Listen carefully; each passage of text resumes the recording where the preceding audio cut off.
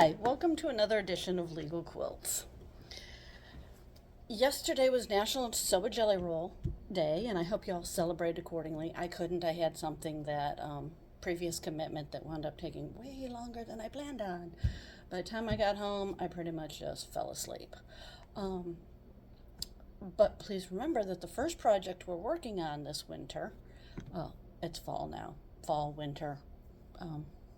Probably actually finish this project pretty close to fall, okay, to before winter starts. But anyway, is a jelly roll quilt. It's the jelly roll race quilt. That's the other name for it. I've been calling it the 1680 quilt because I couldn't remember jelly roll race. I know.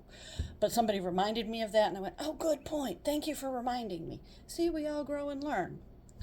Last weekend, I went to the American Quilt Society quilt show up in Lancaster, Pennsylvania. And there I stopped by the Went quilting booth to chat with Debbie Went herself. Yes, that's the great thing about quilt shows is you have the actual people there usually. You might know her. She's the one with the brilliant binding tool. It's a little, let me put some background on it so maybe you can see it. That's not going to help. There we go. You can kind of see it. There we go. It's this clear plastic tool that helps you do your bindings. It is a game changer. It makes sewing and meeting your bindings so much easier. And I just had to tell her. And we had a nice little chat. She's a lovely lady. Lovely. So there, I picked up a pattern, one of her patterns, Brilliant Swirl, which uses this tool to make it easier to make. So, folks, if you don't have this tool, you know me and tools. I'm like, you don't need a tool for everything, people. And you don't. Mostly what you need is your straight ruler and your rotary cutter. But, and a marking pen. That's it. But this, get it. I don't make any money by promoting this. I'm just telling you, it's that great, okay? So I picked up this pattern, which is you can use that. The other thing I got, because she's also the maker of the hexamajig and mini hexamajig and all the hexamajigs, is say it, I know it's backwards, but trust me, it says Hexy Speak, say it with Hexies, okay? And this says USA here, so that should help you orient it. Yeah. Everything's backwards because I'm shooting with the camera flipped around so I can make sure everything's in frame. Sorry, folks. But it's really how to make all the letters, and it shows you right here. Now, she uses the half hexies for, she uses the half hexies, so you use the half hexamajig for this, okay? Let me see where the alphabet is. I knew the alphabet. It's got borders in it, how to do various borders. There we go, and numbers. There's some of the alphabet. It's the end of the alphabet, clearly. She uses the half hexies to make these, okay? But if you look at them, especially the uppercase, you can do these with whole hexies. Because I explained to her that, well, I have several of her hexamajigs. Again, not a big fan of tools. Debbie Went tools, I will always consider because they're really good, okay? So she does them with half hexies. And it even tells you right here how many half hexies you need to make every letter. And you can make capitals, narrow uppercase, or the lowercase letters. She gives them all there. It's great. And there's numbers. And like I said, there's borders and stuff. I had to explain to her that I'm like, I don't use your tool anymore because I use my Cricut to cut hexies. And she went, that's really smart. She really liked that idea. I mean, it's not great for her tools, but she understood why I did it. That it's like I can get a lot of them at once. And it's really great to use, and they're all equal, and, you know, I don't have to worry about cutting them weirdly, you know, slicing the fabric wrong or something. So, we're going to be doing something from this book. Okay, be thinking of a phrase you want to do, and this might be our second project, okay? And then we can all send them to Debbie Went and say, look what we did. So, it's a really great thing. I also learned about Quilts of Valor was there, and you know I'm a big supporter of Quilts of Valor. In fact, I just renewed my membership with them. But I found out another organization there, which was the Canine Quilts of Valor, Quilts of Honor, I'm sorry. They was started to honor military and law enforcement working canines. It's really kind of the ones, it got really started after you wanted to share, they work just as hard. So they get their own little doggy quilt. This is another great organization. Feel free to look them up, okay? The last thing I got was this lovely 5-inch, charm squares, the 5-inch charm squares. There's 32 in the pack, or 42, I'm sorry. I saw it and I just had to have it. It's all these lovely blues and whites. It's actually called Holiday Flourish Festive Finery, and it's the blue color story, and I just fell in love with it. As you can see, it's kind of been opened, but there's a reason for that. Well, if you also saw the color photo. We are going to be making hand sewing. This is another one in the hand sewing series, because I want even people who don't have a machine, don't have a rotary cutter or straight edge, able to make quilts too. So I figured we'll start with the simplest thing out there, which is a 4-patch. Okay? Can't get any easier. And you can do that with just 2 of these charm packs. Now I'm only using it from 1 today, but you really need 2 to finish this quilt. Okay? But you only need 2, and they're not that expensive. Okay? But that's all you need. And the pieces are already cut for you, so you don't have to cut them. All you literally need is a needle and thread and some snips to trim your threads, and that's it. Okay? So what we're going to do, you're going to take from your 2 packages, I'm doing it from 1 package. I took the top one and the second color. Okay? You want contrast. You want 2 different ones, okay, to make your 4-patch. And you're going to take one side and the other side, and you're going to lay them right sides together. It's a little easier to see here. You can kind of see this is it shows up a little bit better on this side. That's the right side. Actually, it might be better on this one. You see how dark these colors are? And then you see how they're kind of a little more subdued. This is the not right side. I hate saying wrong because that sounds bad. And I also know some quilters who like, oh, if you need a lighter, more neutral thing, something to kind of settle your fabrics a little bit, you can use this side of your fabric. I've never done that before. But we're going to use the stronger side, okay? The more bold side, all right?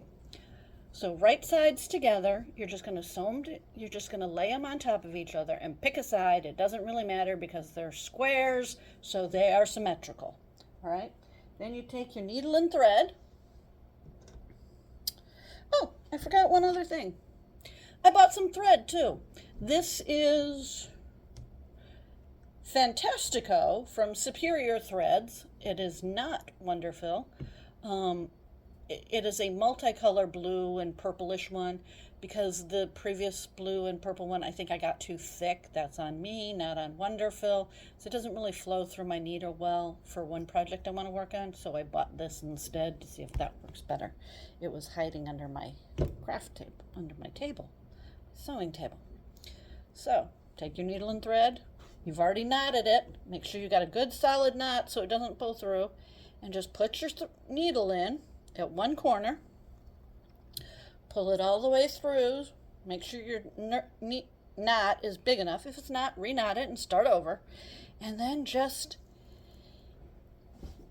in and out with your thread, with your needle. Push your needle through both layers, pull it through, repeat. And remember, you don't want your stitch, I say this every time we hand sew, but I'm going to say it again because this is the single most important thing about hand sewing. Don't put your stitches too far apart because the only way the fabric holds together is where the thread goes through both layers. What's up here? Not holding everything together. See this thread? not holding everything together. Same thing on the other side. So just keep putting your thread through. Don't make your stitches too small. Don't worry, you're not going to have to watch me do this whole thing, okay?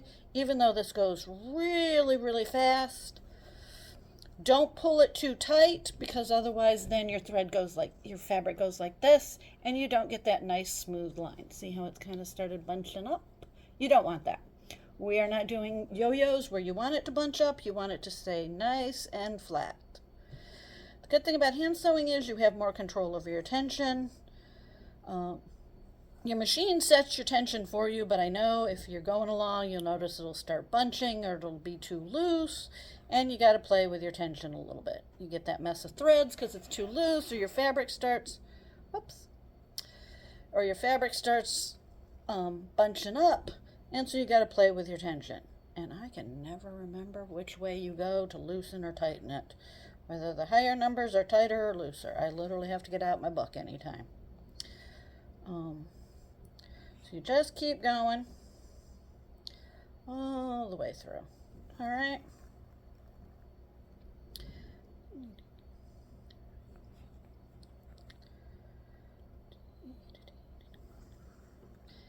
I'm just going to keep going here. All right. And you just keep going, keeping your stitches close together. Again, it's 5 inches. The reason I chose 5 inches is because, yeah, it looks like you're going to see me doing this whole side, but that's okay. The reason I chose 5 inches is because it's portable still, so you can sit in front of the TV, take it on a trip, whatever, okay? So it's not too big, but also it's big enough that you only need, I forgot how I was doing this. Okay, so each one is 10 across. If you do 6 rows across and 6 down, you will wind up with, if you do 6 4 patches, not six individual 5 patch pieces, but 6 4 patches across and down. So that's 36 blocks. You will wind up with a 60 by 60 inch quilt, which is a perfect lap quilt size.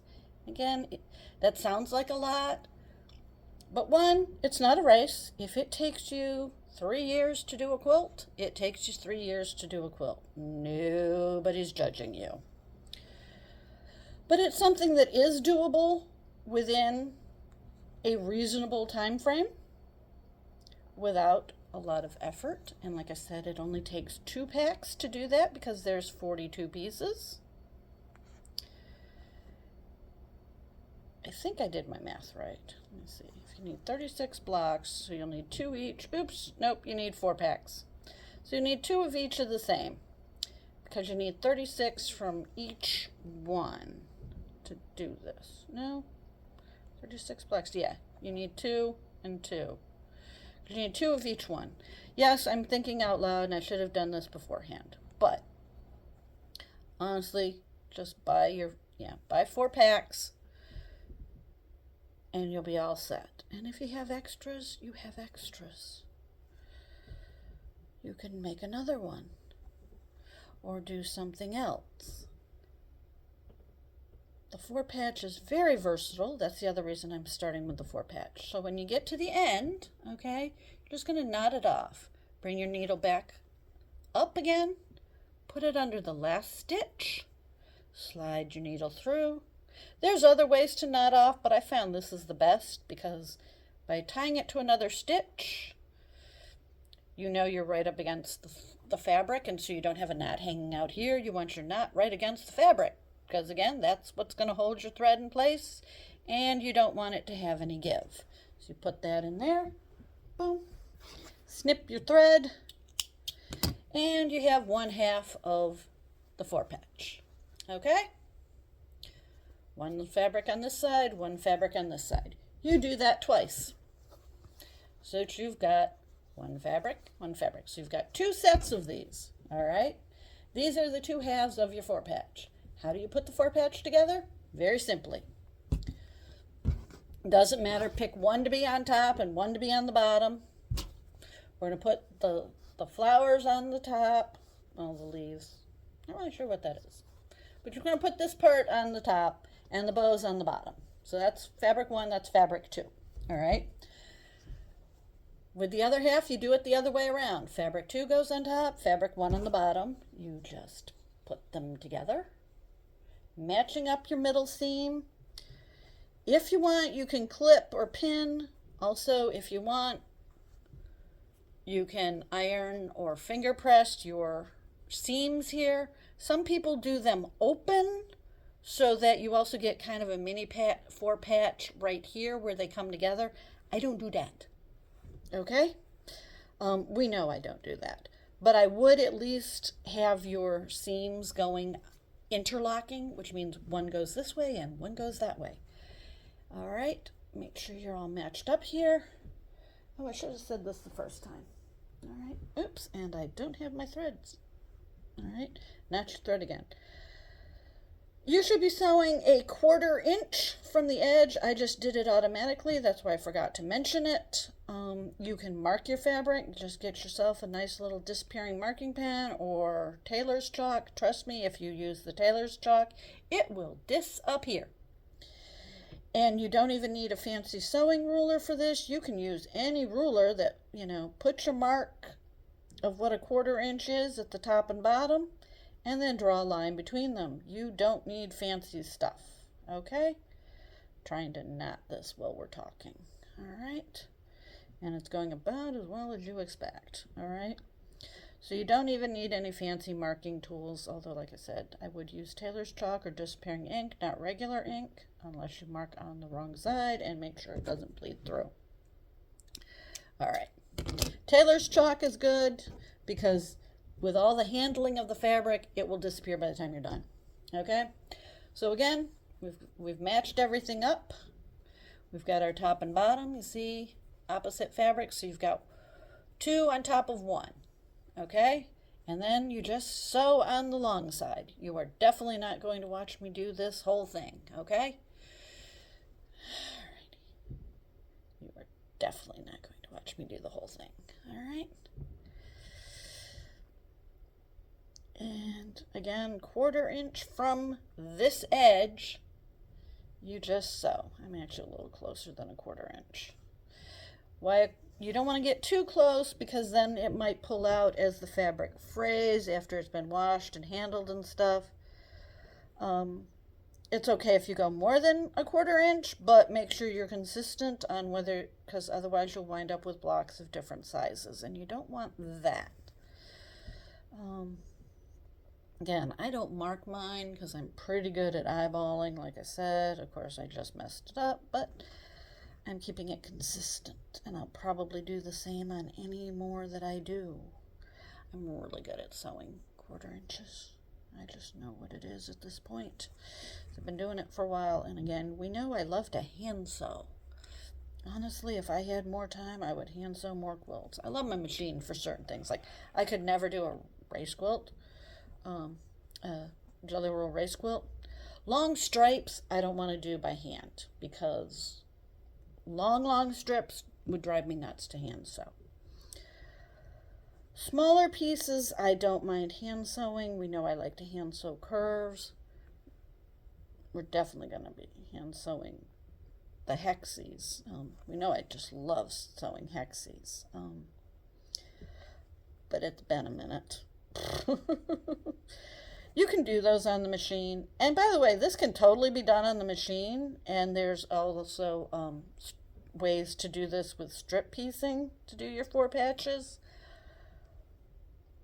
But this is really being done. I'm doing this one for people who don't have machines or don't have machines they feel comfortable using. Or who do have machines but they're not comfortable using them yet. So this is a nice, simple, relaxing project. 'Cause it really is relaxing to just have your needle go in and out, all day.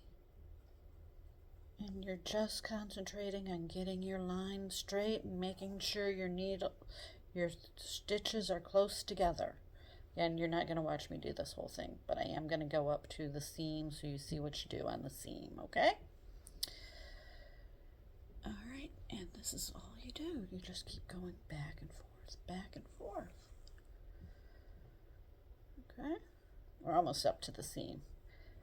If it takes you longer than it's taking me to do this, that's okay. There's no quilt police. But we want to do something that's fun. Somebody who's better at math, can you put it in the show comments? How many of these you'll need to do a 60 by 60 inch quilt? It finishes 10 by 10 block. We need 36 of them. We have 42 pieces in a package. You need 2 of each. You need 2 from each package. So something tells me that then would be 4 packages, because if you need 36, you'd need 72 of each. So you'd need at least more than 1 package. By the way, if you have the tools, you can cut your own 5-inch pieces and do this in a design of your own choosing, or you can do this scrappy. Scrappy 4 patches are cool. The only thing I would do is, if you were doing a scrappy 4 patch, each one would be fabric 1, fabric 2, fabric 2, fabric 1, and then different fabric 1s and 2s. I would not mix in the fabrics of 1 and 2s unless you were doing something like all blue is fabric 1 and all white is fabric, or all yellow, but they don't have to be the same fabrics. You know, it could be different shades. Blue and green is actually a really cool color combination, even though I don't normally like greens. And you could do like all blues, different kinds of blues and different shades of green, and it wouldn't matter. And you could mix it up really scrappy that way. And again, you can do this in different sizes. They have 10-inch ones. I think that's a little large. That's something I don't prefer to hand sew with, getting to 10 inches. But again, if you're using the machine, already great. You can do that. If you want, you can cut these any size. They have mini charm packs, or like I said, you can cut your own size of any size. You can cut them 6 inches, you can cut them 8 inches. Whatever you want to do to get the size quilt you want, if you want to cut. But like I said, this particular video is for folks with no sewing machine, no tools. All you need is a needle and thread. So now we're up to where the seams meet. See? Seams meet. I'm folding the bottom one this way and the top seam that way. Like I said, some people iron these open, but again, if you don't want to take the time to do that, you're fine. I don't like open seams because I think that weakens it, because it's just much too easy to rip, and I just don't like that. But that's a personal preference, and you're not wrong if you do it. Okay? And so just keep sewing right through that. Now, you're definitely not going to see the rest of it, but I wanted you to see that part. All right, I'll be back in a minute to finish this off.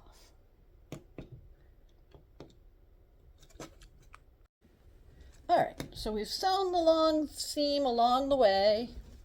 Let's see, how would that go? Okay, whatever. Oh, there we go. We've sewn the long seam, we've tied off our knot, and voila, we have a 4 patch. Where you see they come together here, and you've got 1 and 2, 1 and 1, 2 and 2. All right, that's the 4 patch. That's it. How do you arrange this in your quilt? Any way you want. You can put it so that, honestly, if you do it just this way, you're gonna get these forming a line. But you can twist them so that kind of they meet in V's. You can, if you're really creative, and I'm not going to teach this because I can never do this, you can do them on point, and then, you know, your rows go like this then, and you have to put set triangles in there. There's a ton of free patterns, videos out there of how to lay out your quilt. It doesn't matter how you turn these because it's symmetrical. It's a square. Okay? Said finishes about 10 by 10. And that's it. This is the easiest quilt pattern out there. Maybe next time I'll do the 9 patch, which is one step up from this and not much harder. Okay? If you want to see that, if there's something you want to see in the hand sewing series, drop a note in the comments, okay? And I'll do my best. There's never any guarantees because I have ideas, I have things I've got planned, but there's no guarantees, okay? In fact, I just had an idea and now I forgot it. And so, but I'll do my best, okay? Chances are it'll get in there, but it might be something I just really can't do. So that's it for this edition of Legal Quilts. Next time, we will be sewing our Jelly Roll Race quilts, where I hope you've cut all your pieces and you've sewn them into the very long line, because next time we're actually going to be assembling the quilt, okay? The base of the quilt, because remember, we're putting a piece on top of it. So we're going to be doing that, okay, next week. The whole, next time, not next week, in 2 weeks. We're going to be doing the whole thing, all right? You won't watch me sew the whole thing, but you'll be doing the whole thing, all right?